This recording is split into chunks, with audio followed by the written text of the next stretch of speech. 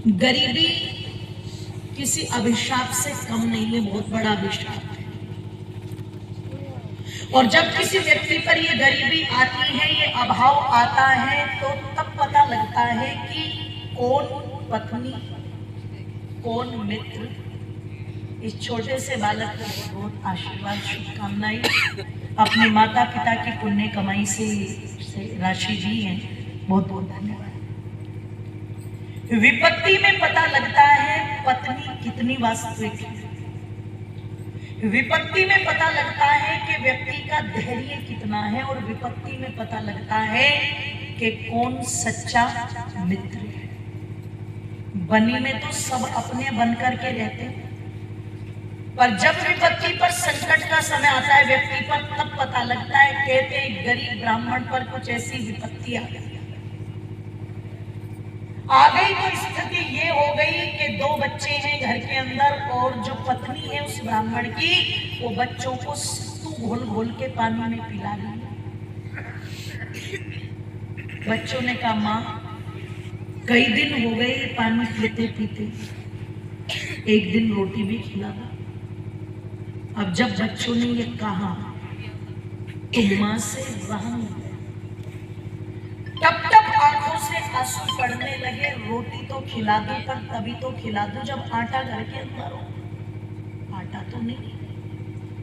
और बच्चों के पिता से कहूंगी तो वो किसी से मांगेंगे नहीं। बहुत सोचा पत्नी ने, और बहुत सोच करके तरकीब लाई निकाल के आकर के पति से कहती, पतिदेव सुनो, मैं भी भूखी रह जाऊंगी, तुम भी भूखे रह जाओगे, पर बच्चों को तो हम भूखा नहीं छोड़ सकते। देखो माताओं, लड़ी नहीं अपने पति के साथ।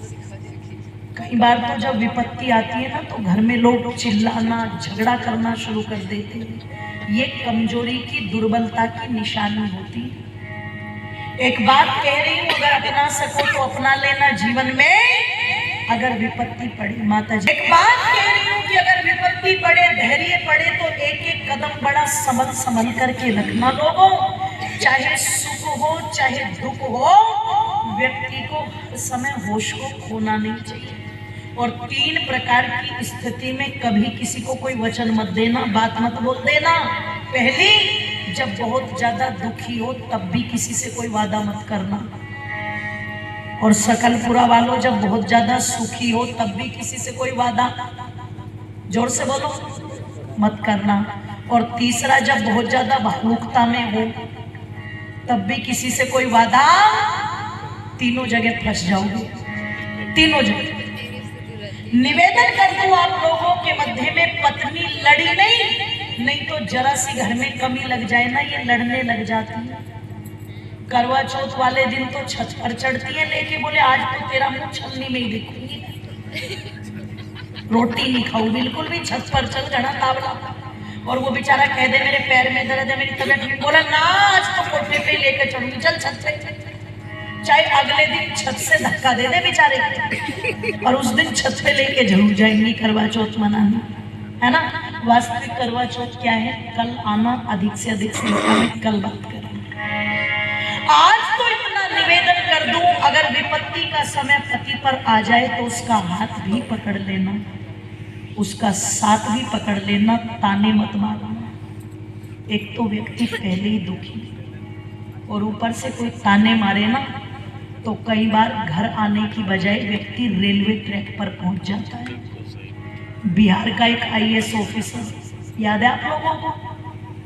IAS ऑफिसर था, देखो, पर पत्नी और माँ के झगड़ों से इतना परेशान था, पटना था, गाजियाबाद आकर के आपके रेलवे ट्रैक के सामने कूद गया था, राजधानी के सामने, और वीडियो बना के गया था। बाबूजी आपको ध्यान होगा, ज्यादा दिन की बात नहीं है, ये 4-5 साल पहले की बात है ना। उसकी वीडियो भी आई थी, अब भी देख लेना, आप मिल जाएगा आपको यूट्यूब पर। पत्नी से परेशान होकर रेलवे ट्रैक पर गए।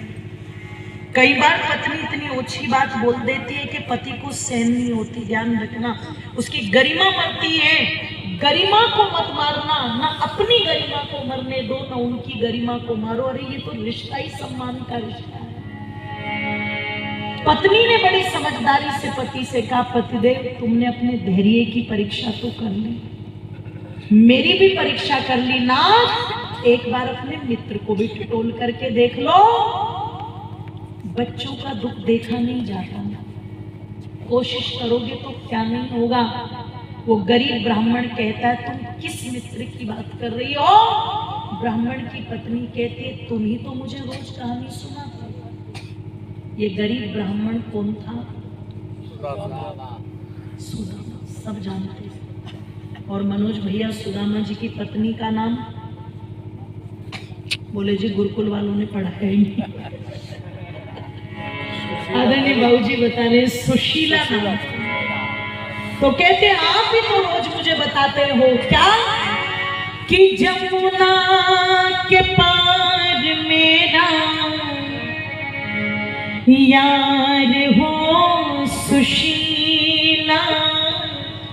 सतीश भैया इस विषय पर भी लिखना लगनी है ना कि जमुना के पार मेरा यार हो सुशीला और उससे मेरे बचपन का प्यार हो सुशीला।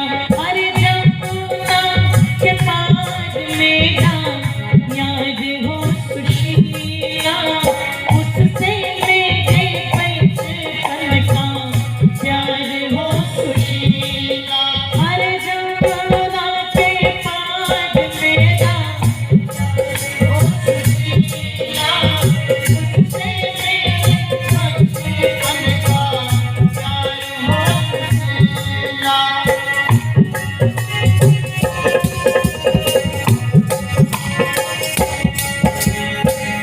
हम दोनों साथ साथ वन जाया करते, यज्ञ करने की खातिर फिर समिधा लाया करते।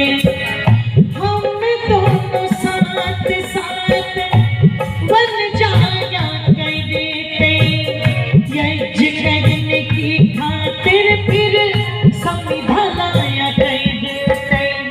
गुरुकुल में पढ़ते सदाचार हो सुशीला, उससे मेरे बचपन का प्यार हो सुशीला।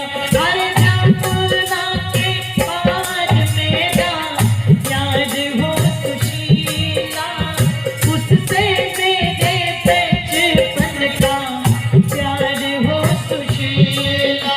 अरे जमुना के पार मेरा यार हो सुशीला, उससे मेरे बचपन का प्यार हो सुशीला।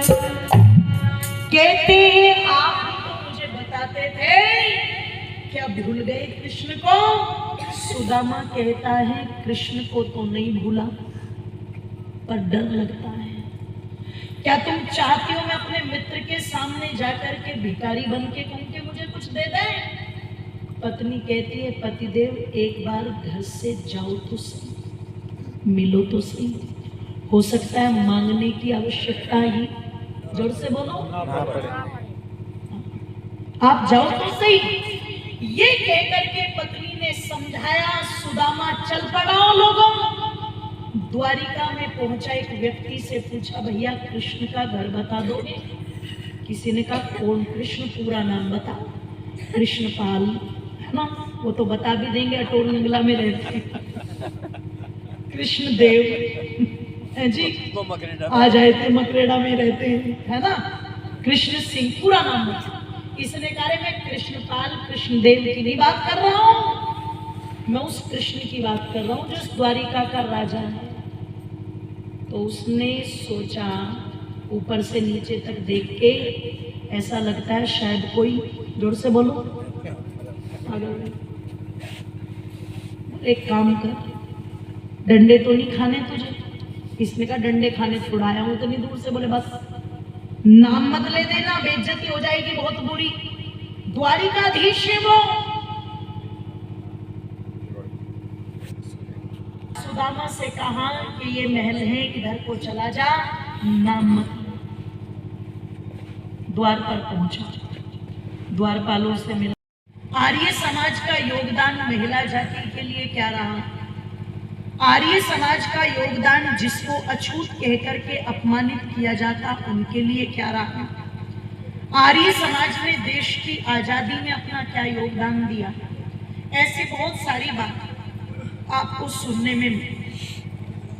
आइए मैं थोड़ी सी चर्चा आप लोगों के मध्य में करूंगी। जो समय है उस समय की परिधि में अपने आप को बांधते हुए संक्षिप्त में आप लोगों के मध्य में चर्चा रखूंगी। मुझे पूरी आशा है आप ध्यानपूर्वक सुनेंगे। ये जो कार्यक्रम यहाँ पर चल रहा है ये एक धार्मिक कार्यक्रम है और कहते हैं जहाँ धार्मिक कार्यक्रम होता है वहां पर यज्ञ की चर्चा, धर्म की चर्चा होती है।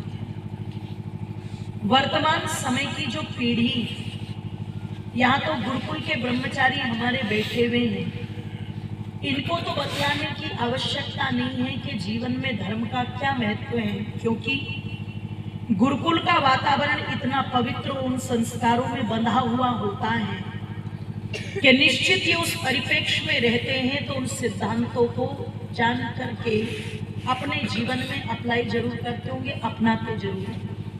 मुझे तो गुरुकुल में पढ़ने का सौभाग्य नहीं मिला, पर जो गुरुकुल में अध्ययनरत हैं, पढ़ रहे हैं, वो बड़े सौभाग्यशाली हैं।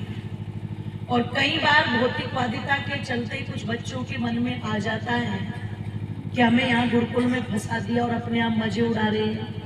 आज आपको वो महत्व शायद कम लगता होगा, पर आगे चल करके जब यही विद्या आपके जीवन में काम आएगी उस समय लगेगा हम कितने सौभाग्यशाली हैं कि हम ऐसी संस्थाओं में पढ़े जहाँ पर बचपन से ही हमें धर्म की, भैया माइक वाले भैया बातें आपकी मंच पर आ कि आज शायद उस बात का पता लगे या न लगे, लेकिन एक दिन चल करके ये एहसास आपको जरूर होगा और आप धन्यवाद करोगे अपने माता पिता का, धन्यवाद करोगे अपने आचार्यों का जिन्होंने ये जानकारी आपको पहले से ही दे दी, जो जानकारी आज बड़े बड़ों को भी बोलो नहीं होती। और वो जानकारी क्या है? धर्म की जानकारी। ये बात भी सत्य है कि धर्म के बिना मनुष्य का कल्याण नहीं। अगर मनुष्य अपने जीवन का कल्याण चाहता है तो शास्त्र कहता है ये तो अभ्युदय निश्चय सिद्धि साधारण।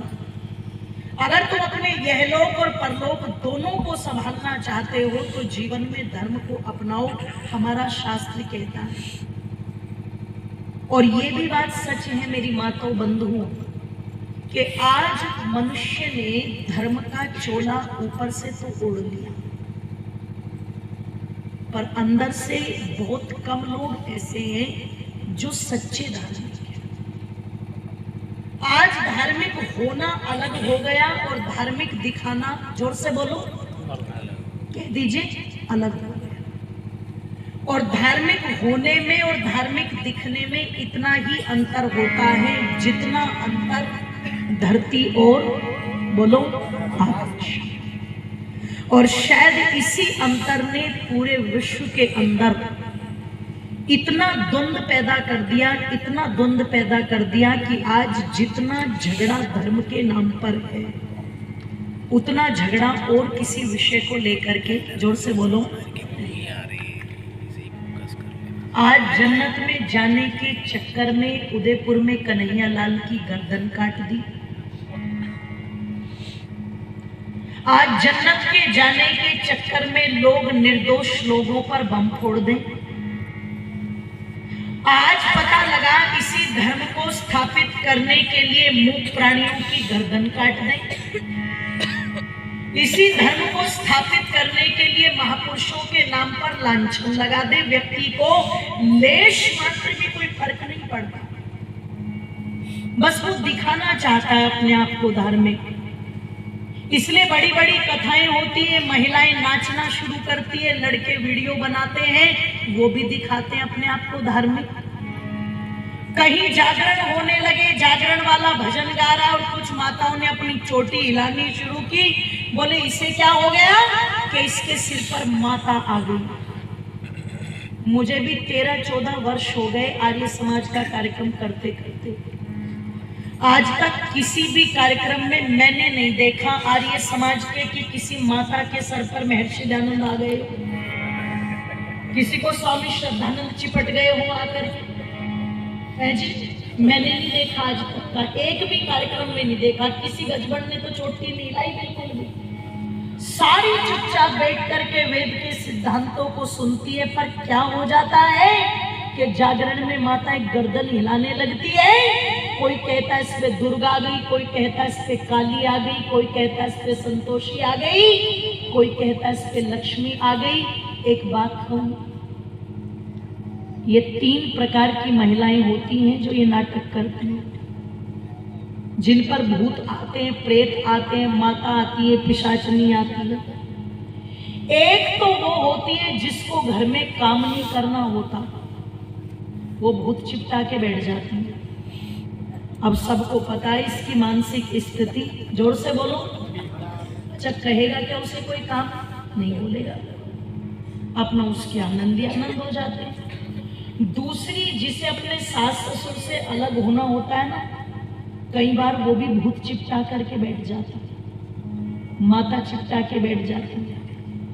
और जब इसके सिर पर माता आएगी, सास हाथ जोड़ करके बैठेगी, और हाथ जोड़ के, इसने तो, बहू ने तो कभी सास को मां कहा या नहीं कहा, पर जब बहू के सर पर माता आ जाती है तो सास हाथ जोड़ के क्या कहती है? माता रानी, बहू को छोड़ दे, कोई बात नहीं से बकस दे, बता तेरी कोई इच्छा हो तो पूरी कर दूं। कौन कह रही है माँ उसे? अब जोर से बोलो, बताओ और क्या चाहिए इसको? और क्या चाहिए इसको? अब वो तुरंत माता के चक्कर में क्या कहती है? काम कर, इसे बहू को अलग कर दे मिनट से पहले, तो ये घर बच जाएगा, नहीं घर का घेर बना दूंगी तेरे। बोले माता बस जैसा तू चाहती है मैं तो ऐसे ही कर दूंगी, मैं तो सुबह ही बर्तन धो दूंगी, बस तू पर इसे बस, है ना? हो गई उसके मन की चाहिए, तुरंत उसके भूत प्रेत उतर जाते हैं। और तीसरी हिस्टीरिया नाम की बीमारी होती है, जिसका संबंध मन से होता है, मस्तिष्क से होता है, जिसका इलाज हमें जाकर के किसी साइकोलॉजिस्ट के पास कराना चाहिए। लेकिन हम वहां नहीं जाते, हम कहाँ जाते हैं? शाने सप्तों के पास। और विडंबना देखो, भूत चिपटते हैं हिंदुओं की माताओं को, और उतारते कौन है जी? बोलना जरा, मौलवी। नजर लगती है हिंदुओं के बच्चों को, और धागा कौन बनाते हैं? जोर से बोलो, मौलवी। कावड़ ढोते हैं हिंदू, और कावड़ को बनाते कौन है?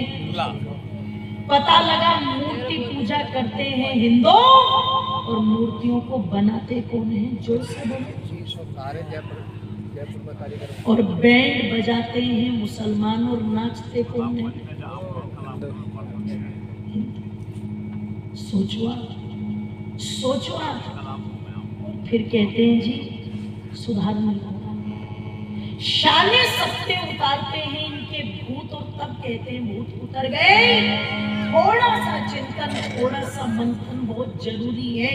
इस आडंबर से बाहर निकलो, नहीं तो कोई लाभ नहीं होगा। ये आडंबर जीवन का सत्यानाश करके रखते हैं। इस पाखंड से बाहर निकलने की आवश्यकता है मेरी माताओं बंधुओं, और वास्तविक अर्थों में धार्मिक दिखना बंद करो, और धार्मिक बनने की शुरुआत करो। धार्मिक बनने के लिए क्या करना पड़ेगा? आत्मा न प्रतिकूलानि परेशान न समाचरे। जो व्यवहार तुझे अपने लिए अच्छा नहीं लगता, वो तो दूसरों के साथ भी ये धर्म है। इसलिए क्या कहा? कर ले भला होगा भला, अंत भला गे। कर ले भला होगा भला, अंत भला गे। बस यही संसार में जीने की कला है, बस यही संसार में जीने की कला है। कर ले भला होगा भला, अंत भला गे। कर ले भला होगा भला, अंत भला गे। बस यही संसार में जीने की कला है, बस यही संसार में जीने की कला है। बस यही संसार में जीने की कला है, बस यही संसार में जीने की कला है।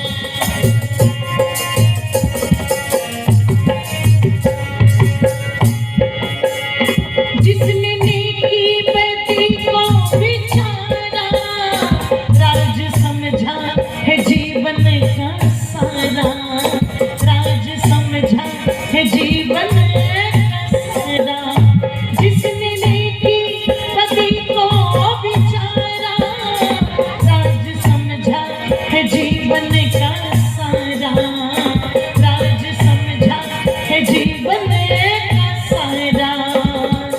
रंग भरी इस दुनिया से मुंह मोड़ चला है, रंग भरी इस दुनिया से मुंह मोड़ चला है, बस यही संसार में जीने की कला है, बस यही संसार में जीने